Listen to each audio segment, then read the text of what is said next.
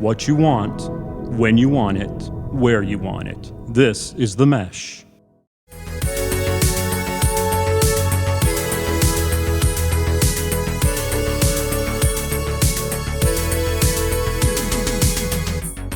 Welcome to Brothers in Tech. This is our deep dive episode. For those of you that are just joining us for the first time, maybe you stumbled across this episode. This is part of the series Brothers in Tech, where two brothers, as you can probably tell from the name of the show, Alan Jackson and my brother Brian Jackson, we've been discussing technology, especially the kind of tech that applies more into family and home environments. Brian, how are you doing today? Doing good. I'm you ready excited for another one of these deep dives? We're going to get a little more deep into kind of a subtopic from our main episode. This one might be called the deep dive. So this is the third of the deep dives, and this is the deepest for sure. Yeah, so. And just to kind of harken back, so we're going to be discussing the main episode topic we had, which was streaming internet television, or kind of television options using the internet. So that was our main episode. So I'll just go ahead and say this. If that's kind of the topic you're looking for, I'd recommend you go on back and listen to our main episode. It was episode number 1. And that is where we really dig in on this whole idea of what are options if you want to get your internet service through the internet and use streaming television services for your main source of entertainment. These deep dives, we've been digging into very specific elements of that topic. And this one, as Brian mentions, probably the deepest. So it is going to be a little more some do-it-yourself options, a little more, the technology is a little higher to be involved with these. But the main thing we want to talk about today is people are looking at these television services. We talked about, YouTube TV and Hulu Live and Sling and all that. I know there's a lot of fatigue out there in the marketplace from people saying, I just don't want another monthly charge going on my bill. They start to build up, and I'd rather not spend a consistent monthly rate for just regular TV or entertainment options. So what we're going to do in this deep dive is talk about a couple of options or scenarios where that's not what you're going to do. You're actually going to build something. You're going to get a little more hands-on, but it could alleviate not only those monthly charges, but also maybe give you maybe some flexibility you're looking for that the other services can't, right? Yep. No, I think that's right. I do want to give a little bit of a kind of comment to begin with, though, Alan. Mm-hmm. I think if you are, we talk about us being the kind of default IT people for the family. If you're that person and you're trying to help, grandpa, parents, right, out who are saying they want to save money, you can do it with the things we're going to talk about today, but it's going to require a lot of effort, and it's going to require a lot of time on the back end, right? So these are ways to save money, save that monthly fee. But my guess is it's probably going to increase a little bit of the stress load on you. Now, if you're doing it for yourself, by all means, right? The things we talk about today are things we've done for ourselves to try to, kind of skirt the system a little bit and save some money. So just be careful about giving this episode to your parents to listen to. They may get some ideas that may cause you problems down the road. Right. So, they are going to be a little more hands-on, a little more got to get into the weeds a little bit on some technology, but could be a good option for you to look at and something to consider, especially for yourself. So what we're going to talk about, just to go ahead and set it up. One is we're going to be talking about kind of over the air, and we're going to get into that in just a moment. And then we're going to end up talking about a service called PLEX. So those are kind of the two things we'll be discussing in a little bit more detail here. This first one, Brian, over the air. So you're going to have to tell me about this because I live at the bottom of this hill, surrounded by tall trees. I have no reception for any antennas whatsoever for television. So I'm going to rely completely on you to talk about what is over the air. Why is this an option to consider for your television service? Sure. Well, so good first note there, right? This isn't going to be an option for everybody. And what over the air is an OTA is kind of an abbreviation that they use for that. So if you're looking for this kind of service online, look for OTA options. Okay. So it's something I've done now for probably 15 years, where I've kind of accessed the free digital content that's over the air. And we're talking about local channels, all right? Mostly your CBS, your NBC, your Fox, right? your ABC. favorite, I know, CW, right? Your favorite, Yes, right? that's it. You watch all the time. So I actually do so watch these, a couple of those shows, but that's all right. That's fine. okay, all right. Well, we'll get into that later. Kind of 10,000 foot level here, right? There is free content that's being offered just like it used to be, right? The bunny ears on your TV when we were growing up, we would see that's how we gained access to TV. Well, that content is still there. And not only is it still there, it's actually probably the best content you can get in terms of quality. It's really? pure HD. It is pure HD. So when you're accessing that, and we'll talk about what you need in order to access it, you're getting a very good picture. Probably better than, well, I wouldn't say better than what you can do streaming now, because now you can get 4K content and all of that, but certainly better than what you can get from most streaming services. So, so that being said, it's limited. It's going to be as I said, the networks, and depending on where you are, you might have the PBSs, right, which can be some great content, some local things. But as you said, also it's limited in that it's location based. So you need to be close to the antennas that are putting this content out there. So I myself am close to Portland, Oregon, and I'm close enough that I'm just looking at my list right now. I think I'm within 12 miles of most of these antennas. Okay. So I have the ability to kind of pull certain kinds of antennas and pull in that content to be able to watch. So these are again, just like it used to be, kind of when you just buy a TV and put up the antenna and just these are the channels you get. But you're not obviously getting what we consider now cable channels, Lifetime, A&E, AMC, all these.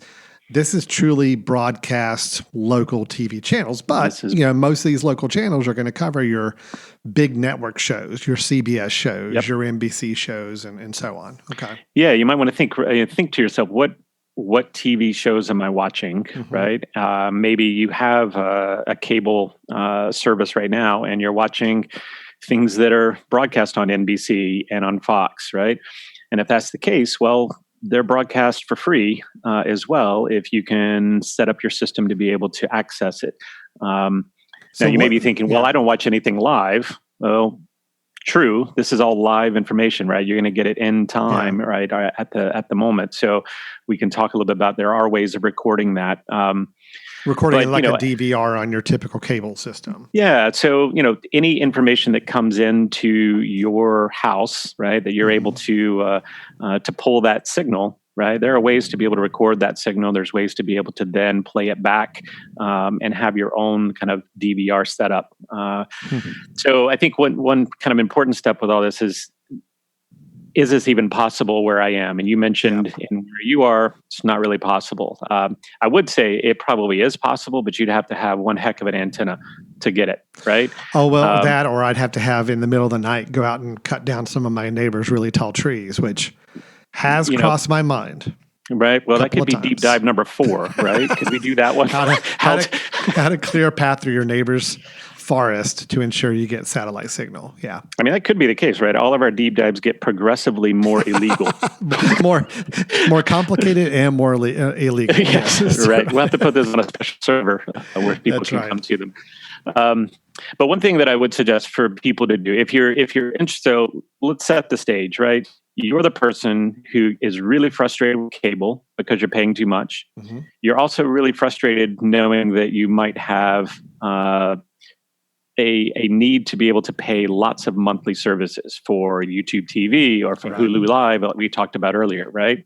And you're not willing to do that, right? You're kind of the tightwad, like I have been in the past, where you're not willing to do those things. So first thing I would do would probably go online. There's a bunch of these services where you can just say, what over-the-air channels can I receive? And you pull up some of those websites, type in your address, and it will tell you, here's how far away you are from each of these local channels. Oh, nice. So right now I'm looking, it says, CBS, you are 11 miles away, and the signal is this strength. Fox, you are 11 miles away, and the signal is this strength.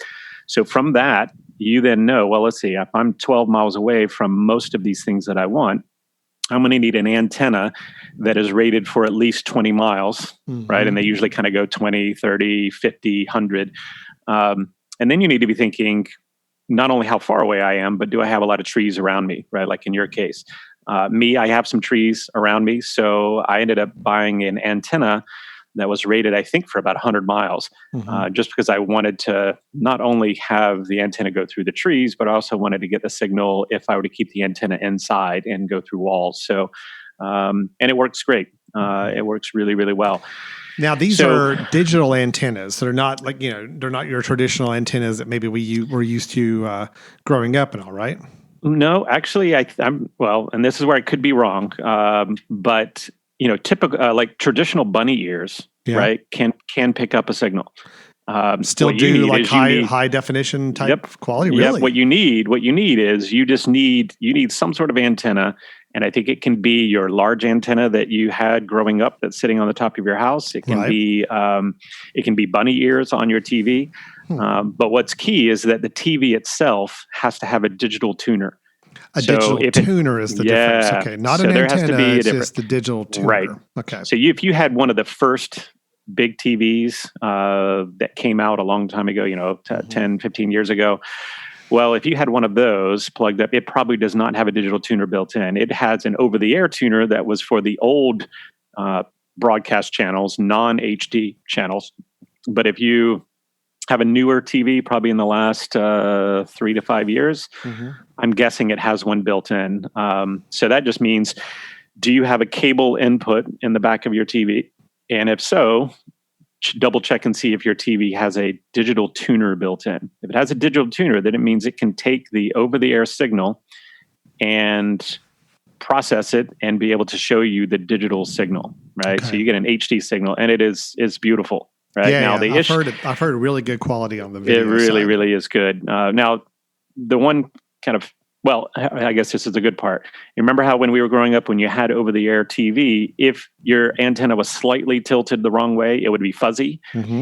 Well, this signal is digital, so it doesn't do that. If you get the signal, it's perfect. If you don't get the signal, there's nothing there. There's nothing. So it's all or nothing. Nothing there. Yeah, it's all or nothing, right? Yeah. So it is nice in that, the wind's blowing, maybe it cuts out, but you're not going to get the fuzziness that's happening when you're doing. So once you set it up, it's usually pretty good. Okay. All right. So we talked, you have to have an antenna, right? The antenna probably needs to be rated well above what it is, the distance that it needs to cover, right? I wouldn't just do it minimum. I'm sorry, go back a little bit. You mentioned a website you were looking up to find your signal distance. Is that the nocable.org? Yep, that's the one that I have been looking for. nocable.org. So nocable.org.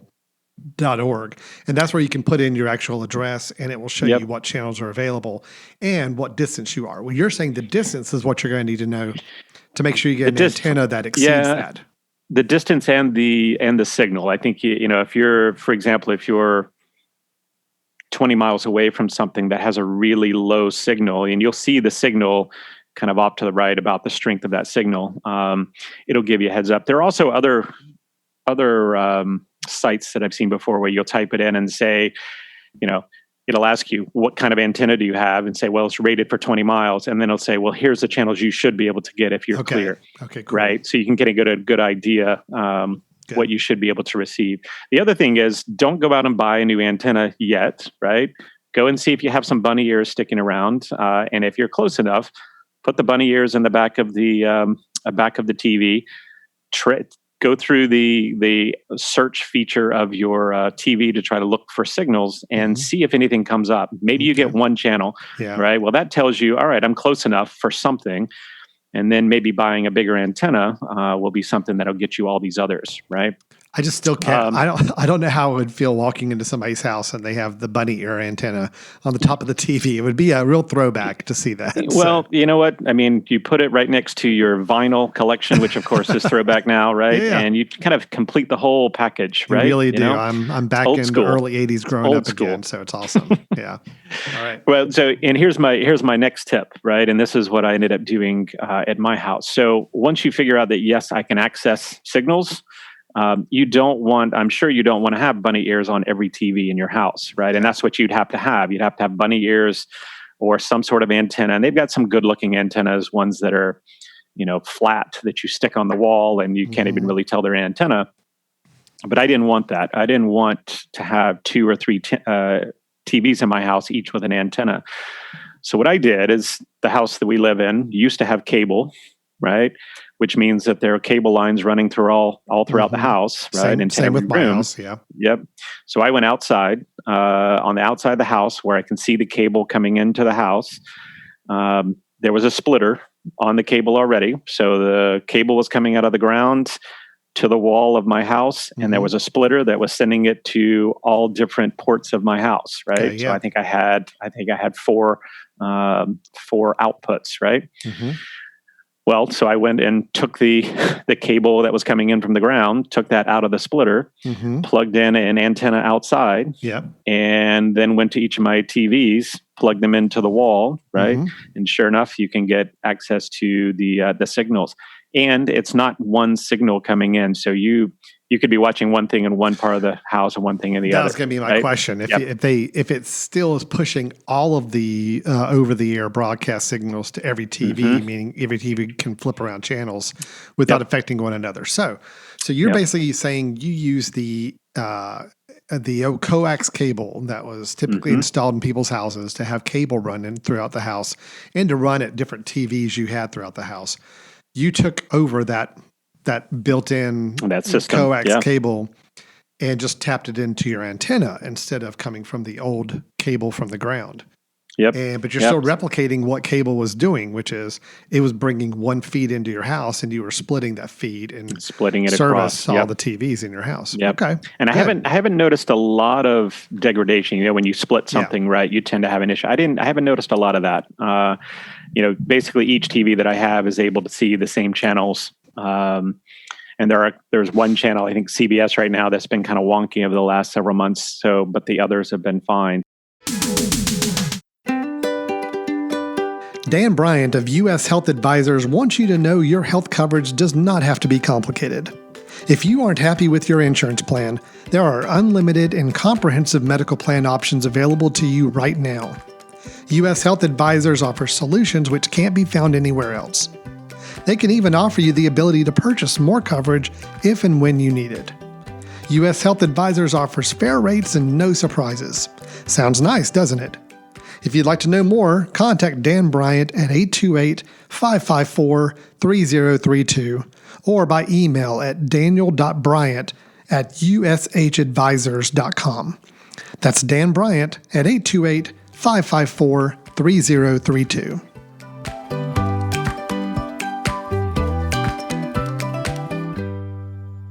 This podcast is sponsored by Jackson Creative, a custom communication agency located in downtown Hickory, North Carolina, specializing in online content creation. To learn more, visit thejacksoncreative.com.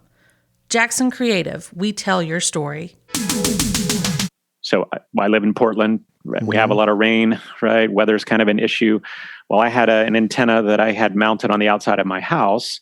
And anytime wind would blow, well, the antenna would move a little bit. I'd lose some signals, right? I'd lose some of the ability. So I also took the cable, ran it up the side of the house, poked it into my attic, and then basically mounted the antenna inside my attic, which was higher. Yeah. So I was able to see over the trees a little better. It's inside, but it also never gets affected by rain, by wind. And the signal doesn't change, right? So the only time the signal is going to change is if you get a lot of clouds and you're on the outside edge of trying to reach something. So that's what I've done. Is I've basically taken over the cable kind of network within my house and used it, which it wasn't going to get used any other way. Except now, you may have been asking yourself, Alan. I'm sure you have internet, and I'm sure the internet's coming in through cable, right? It is, yeah. Yeah. So that's the issue, right? Is that internet company is also going to use that cable outlet. Well, but then, I guess the trade-off is that if you decide to use the coax cable currently running through your house for TV, as long as you're comfortable using wireless throughout your house, could you not tap into the cable line if the cable company is providing your internet? Use that cable line coming from the ground, and that just needs to pipe into a wireless router. You've got wireless throughout the house, but you're using the wired coax cable for TV service if you're doing the over-the-air. Yep, and you can. And what I did, instead of having another wire kind of having to run to a particular location, you do some playing around with that splitter and you find out which of those lines is going to which room and which room do you want your internet modem box to be in. So I found that wire. Yep. Plug that into the internet. Okay. Yeah, the internet company. So now I have one room in my house where the internet cable outlet is for internet only. Yep. Or for the cable outlets for internet only. And the other outlets are all receiving over the air signal. Now, in that scenario, the only drawback there is that room where you have that internet router would not have a TV. Cannot have a TV. Yeah. So unless you decide to run another wire. Yep. If I'm correct in saying that was the room I was staying in at your house. Well, of course. Over the holidays. Yes. Where it didn't have a TV. And the one where I made sure I had all my digital box lights light up lights so you can flashing sleep in at the night. middle of the night and all. Okay, good. I wanted to make sure I was in the right room. That's exactly where you stay. Yeah. That's exactly where you stay. I'm like, I wanted you to stay in the garage, but Laura would not allow that. Brian put me in the room with no TV and the giant, massive blinking lights flashing in my face. No, they really actually weren't. It was just a standard cable box you had tucked in the corner. But that makes sense now. Okay. Yep. So that's cool. I mean, I think a lot of houses, have that coax cable running through it, and you still have the jacks on the wall. And as people move away from cable TV service, sometimes you think about what do you do with those jacks. I use them for internet, even converting our cable into land, Ethernet ports throughout the house. Landlines, that'll be another future topic, I think, to talk about home networking as we get into that down the road. But yeah, good to know there's a way to use it with the over the air as well. So, all right. So Brian, why, I want us to get to kind of DVR recording option here in a moment. We'll talk about that with PLEX and look at some other options. But why would anybody, what's the ultimate reasons why somebody would choose to go over the air versus, and why should they not?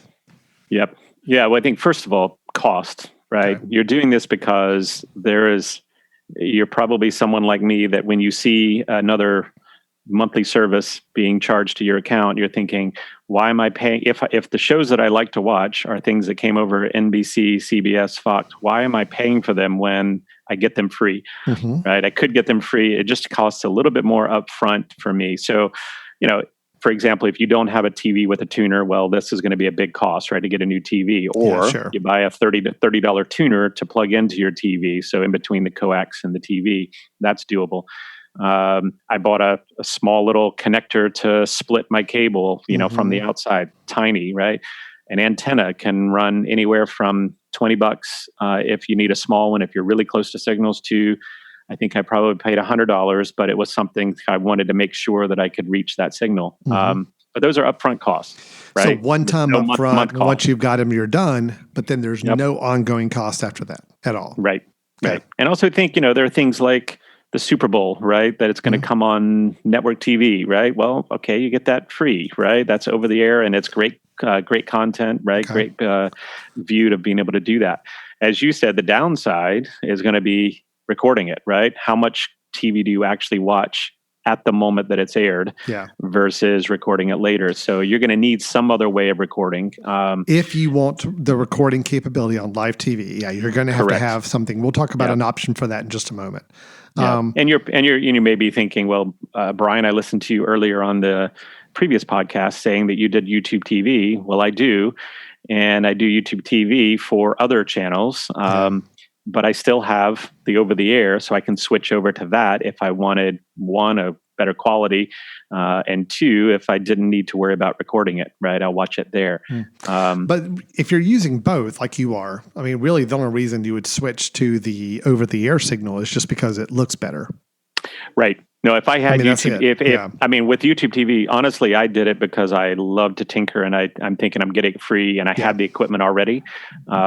With YouTube TV, there's no reason for this, right? If you're willing to pay, unless you're YouTube just TV. One of those people that say, I want the best possible quality, and occasionally if I'm going to watch the Super Bowl, I want to watch it on the best HD picture I can. You're saying you might get better quality going this route than you would the YouTube streaming TV service. Yeah. I mean, it's quite possible that your internet signal may not be good enough to get some of the good quality on YouTube TV, right? And this is going to be over the air. It's going to be a good quality. So really, there's that's no where reason. You do it. There's hardly any real reason then for anybody to do what you're doing. I mean, is that what I'm hearing? Which is to do YouTube both, yes. TV and the antenna. Yeah, Okay. there's probably Good to no know. reason. Good to yeah, know. there's no Yeah. reason. Yeah.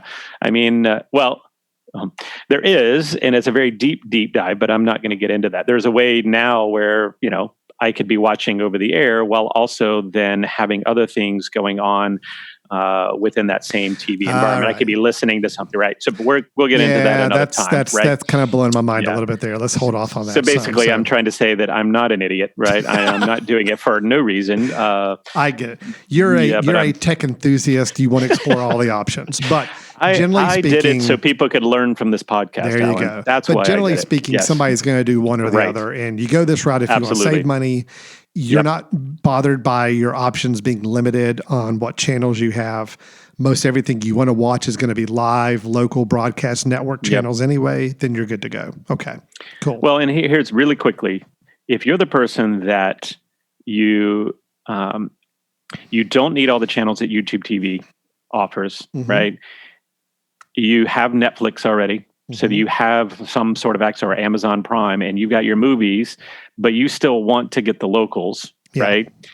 Rather than going and saying, well, I'm going to pay a la carte for the locals, which is crazy to me, right? That you would pay like, $5 a month to get NBC, right? When it's over the air. This is who this is for. And I think that's where I would encourage a lot of people to do, is say, well, if you're only doing network type TV, that's all you really care about. And you've got maybe another service like Netflix or Amazon Prime, like an for original some other things. TV or movie service, not a broadcast TV service. Then you have plenty of stuff now, right? You absolutely have a lot of content. Yeah. You can still watch the news. You can still watch the occasional ball game that's on regular TV. So that's where that is. You can still watch the stories. That's what we call soap operas. Have you ever heard that? The stories. The stories. I haven't. You can still watch the stories. Been thinking about that a lot. Yeah. Still watch the stories.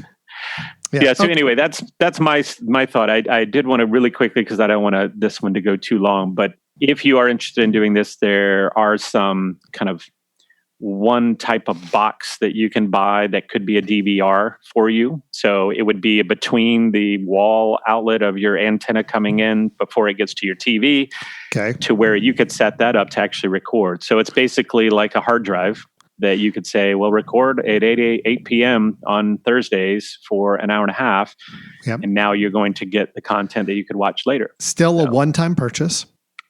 Not an ongoing service for this. Well, there are various levels of it. Yes, but if you want the minimum, functionality, you can find it. A box that's in between. You plug your antenna getting the signal from outside, coming into this box, and then from the box going to the TV. So when you interact with your TV, you're interacting really with that box. And watching it. And watching or playing back things that have been recorded. Yeah, because the box would probably then plug into your TV via HDMI, something like that. So you're getting that good quality still.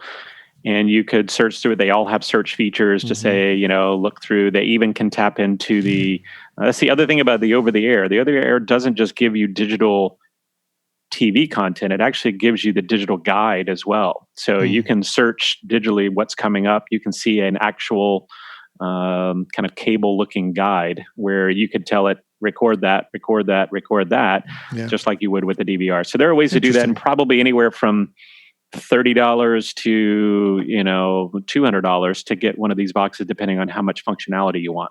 Interesting. Okay. So if you are someone who is completely frustrated with the monthly services and you don't want to pay for a lot of things that you don't use, and you feel like you don't mind getting a little dirty, getting your hands dirty a little bit to kind of utilize what's already there for free, then this is one way to do it. And it feels really good when you get it set up and you can see, I am not paying for this. This is free, right? This is out there and I'm using it. And I don't know how long those stations are going to have to broadcast it, but they are now. So cool. Anyway. Well, I think they moved it just in the last couple of years to where you have to have a digital tuner to pick them up. It used to be you could still use an analog TV to view them. Now they've definitely said, I think it was like maybe 2 or 3 years ago, everything has to be a digital signal now. Right. So now you're right. We don't know if 10 years from now they're still going to be broadcasting these channels through antennas. But for now, it's a great option. Yeah, and just think really quickly, YouTube TV is $50 a month. That's $600 a month you're paying continually. I'm sorry, $600 a year, you're paying from here on, right? Whereas if you said, let me take $200 and try to find a setup now and get used to it, and then maybe just pay my $10 a month for Netflix. Yeah. You still got a lot of stuff to worth watch. Your time. You still got a lot of stuff to watch. Yeah. So let's talk about another option, another kind of a little more do-it-yourself, a little more involved, although they've made this easier and easier every iteration of it. One that I've had some experience with, I know you have as well too, Brian. And this can serve as a conjunction of what we just talked about. And this is PLEX, PLEX, PLEX TV. It is a service that allows you to kind of create your own media server. Now, again, we're in the deep dive here, so I'm going to get a little more on the technical side with this. And if your eyes are glazing over hearing this, you're probably good just going with one of the services we talked about earlier on in another episode. But if you're still with us, let's keep digging. The PLEX server is an open source kind of free type app that you can actually download and install on a computer or sometimes a hard drive that you hook up to your home network, has that capability to run on it. It is meant to be a in-home media server, okay? PLEX is really cool. I use it. I have a server at home set up, and I use it for one specific purpose, which is taking movies I already own and having a way for me to quickly get access to them from any of my TVs or any of my internet-connected devices. Because what you can do is PLEX basically will install on a computer or install on a little small application. It could even be like a Raspberry Pi or some of these little other small PCs you can do. And you load your own content to it, and it will organize it. It will put it into a nice graphical interface.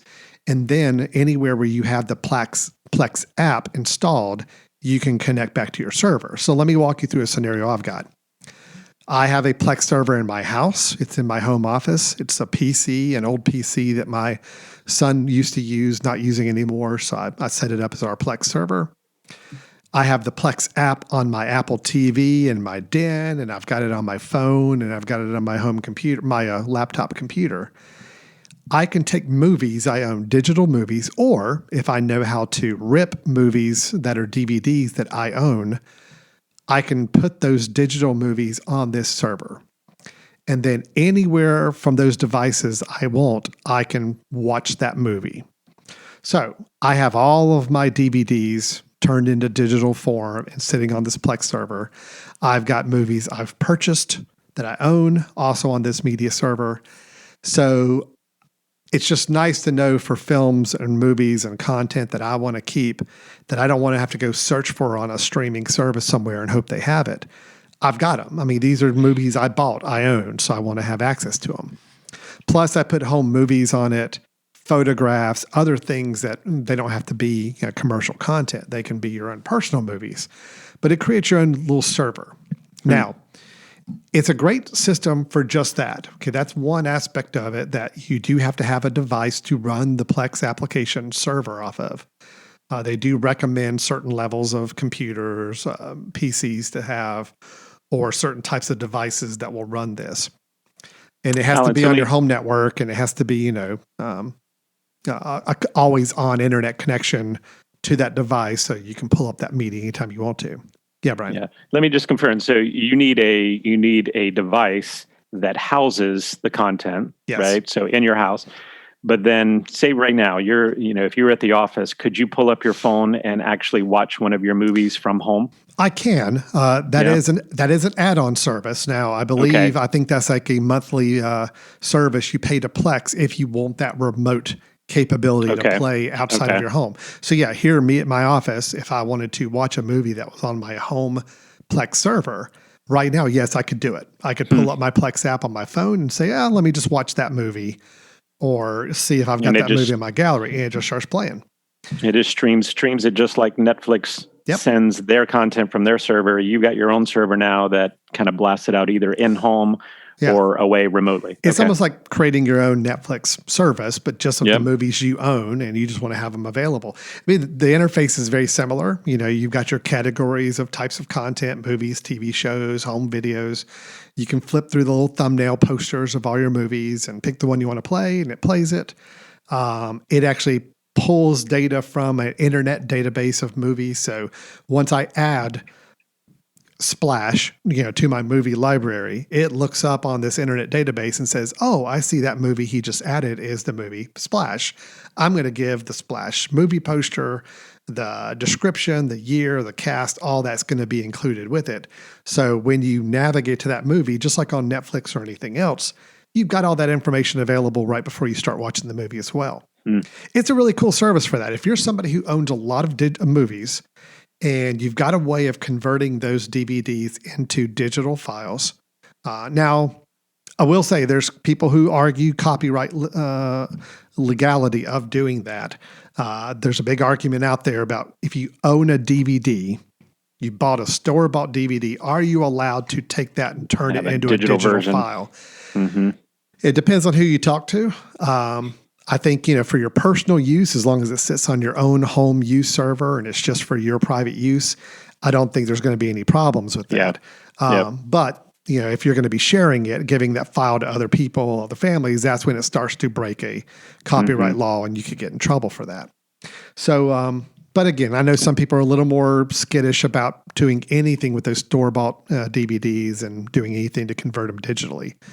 Well, and this is deep dive number 3. So really, we can get deep on this. The illegal level number 3, right? Is basically what I'm saying. So we're traipsing we're around borderline. We're traipsing around legality here. So that's right. Right. Yeah. And yep. But the reason I wanted to bring it the PLEX server, because I love it. I think it's a great PLEX community is really great. They keep adding on new features to this PLEX environment. The reason I wanted to bring it up after your discussion of over the air is that PLEX also has a capability built in where it can connect to that digital tuner that you described needing for over-the-air signal. It can actually connect to that digital tuner and serve as an over-the-air DVR. So in other words, it can bring you a TV guide. It can bring you the capability of recording shows. And then everything you record from your over-the-air antenna will record and be stored on your PLEX server, which is now available to you on any device in your home that you connect it to it. So that kind of helps solve the issue of if you have an antenna coming in and you want that content available on multiple TVs, but maybe you don't have the wiring that you do in your house, or you didn't want to go set up branching out the wiring to all the TVs to get that TV signal. You could have the over-the-air antenna on one TV or one digital tuner connected to a PLEX server. The PLEX server is recording everything that you want to record, and then other TVs in your house now pull up the PLEX app and are able to view your library of recorded shows. Through internet. So it's streaming from that PLEX server to your other TVs, right? Now, of course, you just mentioned you're going to have something. You're going to have something with that TV to access an app. Oh yeah, right. So it needs to be a smart TV player, a smart TV that has like a PLEX built in, or get a $50 Roku or something that's a which would pretty be base level one. Yeah, there is some upfront cost, but I mean, it's either that or you go rewiring parts of your house and digging around finding those connections like you did. If you would rather just kind of get a quicker option and you don't mind spending maybe $50 a pop for every TV in your house, this is a way that you could get the over-the-air signal you were talking about. Plus, you can add your own personal movie collection to the PLEX server. And the PLEX also, one other thing it does, which is great, is it also taps into a lot of online free-to-distribute web shows. There's a lot of kind of almost like video podcasts or web shows that are free, that are easy to watch. And PLEX has a way of also letting you scan a library of those available online. So you can turn PLEX into your one source of entertainment for you, over-the-air broadcast network TV, your own personal movie collection that you keep on file, and then you've got these internet-based web shows that you could also subscribe to and watch as well. So PLEX covers a lot of ground. It's not going to have your cable TV channels, and it's not going to have the Netflix movies or whatever. You're still going to have those things extra if you want them. But, if you're really looking at over the air plus your own personal collection, PLEX is a great way to go. And you can get by without any cost if you already have an older computer that can run the PLEX server, and you don't mind plunking down the maybe $50 for the Roku box for each TV. As long as you don't need the Plex service, the paid service, which allows you to do remote viewing of your stuff from outside of your house, then I think that gets to be like $6 or $7 a month to have that. They call it the Plex Pass, and it has a lot of other features too, but that's when it starts to get into a paid option. So it's just knowing that you can get by for free though with Plex once you've built the infrastructure for it. So real quick on that, Alan, what kind of hard drive space do they need in this server? I mean, as much as you need for whatever content you're going to save. I mean, it'll run on whatever you throw it on. But if I'm somebody like, for example, I've got about 1 terabyte worth of movies. Okay. Yep. So every movie might be, when I made a digital version of it, might be 2 gigabytes. Okay. And if you get, a couple hundred movies, that starts to rack up to where I'm pretty close to a terabyte worth of content I've got. So I've got a 2 terabyte hard drive on that PC that's running the Plex server. So I got plenty of room to keep adding more stuff to it. Yeah. I don't use the over-the-air because, again, I don't get over-the-air channels. Right. But if I did, and that was my DVR, I would just need to make sure I've got enough space on a hard drive that if I say I want to record every Wheel of Fortune that comes on every single day for the next year, you got to do some math and make sure you're going to have enough hard drive space. Plex will tell you, say, hey, you're running low. You might not be able to record these shows anymore. And you can always add more hard drives to your computer or upgrade your drive. So it does require you to be a little bit more of a computer person. Plex doesn't just automatically out of the box run, on like without having to install somewhere. Now, I do believe Plex is kind of moving to a model where they can do a kind of an online Plex server for you. I have honestly not played with that much. Yeah, I've not played with that much, so I can't say for certain how that works. I know there's going to be a cost involved with that. So if you want to go the free route, you can download Plex for free, install it on your own computer, let it be your media server, and you have no ongoing cost at that time. So, So it's all these things are about, do you want to pay upfront or do you want to pay per month? If you pay per month, then you're always going to get the most updated things. If you pay it all up front and buy your equipment, that equipment may, need to be upgraded in, 5-6 years, right? Yeah. But you're going to be saving money in the meantime. It's just going to take a little bit more time. Yeah. So, so obviously it sounds like with 2 terabytes, you've got enough to record all of your stories that you were talking about earlier, right? I don't know. Daily TV show. Getting Days of Our Lives every day, an hour every day of the week. I'd have to do the math. I don't know how many months I'd be able to go with the storage I've got now. I'll figure that out. Well, something to think about. Yeah. On that note, though, so the question of who is this good for, like level wise, I will say Plex. If you decide to go the Plex route, I think Plex is really cool. And there's a lot of creative things people are doing with Plex. But it's not a system I would install for a family member who is not a good computer user. Because even though you can get it to a really nice interface and you can set up their Plex app and they're seeing their library, adding things to the Plex server can be a little more daunting. It is a computer. If the computer has a problem and stops working as like it should, that means you can't access your movies anywhere on your network, and that could cause a problem for people. So I do say this is probably a good situation for a household where you've got somebody who's a pretty good computer user, very comfortable, likes to tinker, likes to try some new things. Where your solution of just doing the over-the-air, there's a good bit of front-end work on it. But I think once you get it set up, it's probably pretty good running for somebody if they're happy with just the over-the-air stuff, right? Yeah, I think it's pretty clean, except you'll have some frustrations of, the weather turning and you're not catching a certain channel, but that's not something you're going to have to do a lot of tinkering. You just probably need to wait, maybe tilt your antenna a different way, but so it's fairly foolproof. So. Okay. But both of these options, like we said, are just a little more, there's a little more hands-on involved. And it's not just subscribing to a service, entering your credit card information, and boom, you've now got all this stuff. These are things you can save money with, but it's going to take a little time. And, but if you're somebody like us that enjoys tinkering and building and trying new things, this is the kind of stuff we would do. believe me, Brian, when I moved into the house I'm in now, I'm out there on top of the roof with antennas and I'm trying to point every direction I can to find the signals and trying to see what I can do. And I think I tried going to that website, that nocable.org, and I put in my address and I just saw a big frowny face. It's like, wah, wah. Don't try. Don't even try this.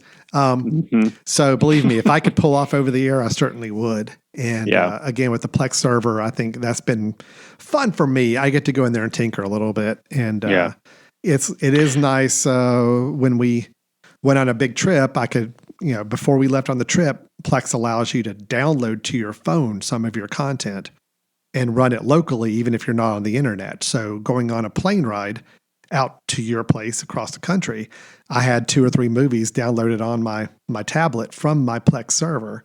Yeah, and it was sweet. Great to be able to watch them there and then, not have to worry about it. So anyway, there's some good options there, but they are a little deeper for you to get into.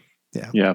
And, I think you and I both would be happy to respond to some emails if people had some questions about this, and we'll put some things in the show notes, right, for people to go and do some dives on their own here. But I think that's a good idea. And again, this is probably where we get to where people may have more questions, and we certainly understand that. So we're happy to help answer those and entertain those options the best we can.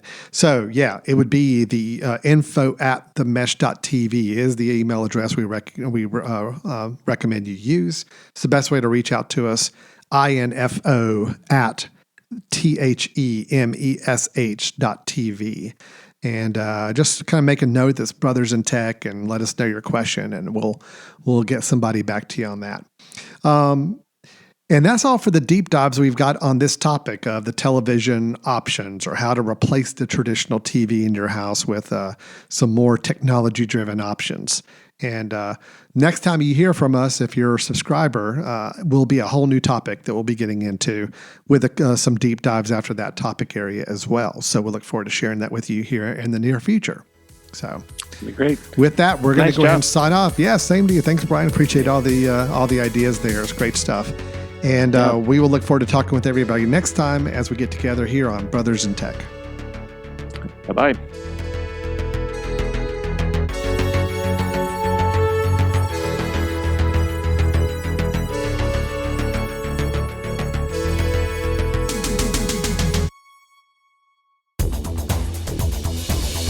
What you want, when you want it, where you want it. This is The Mesh.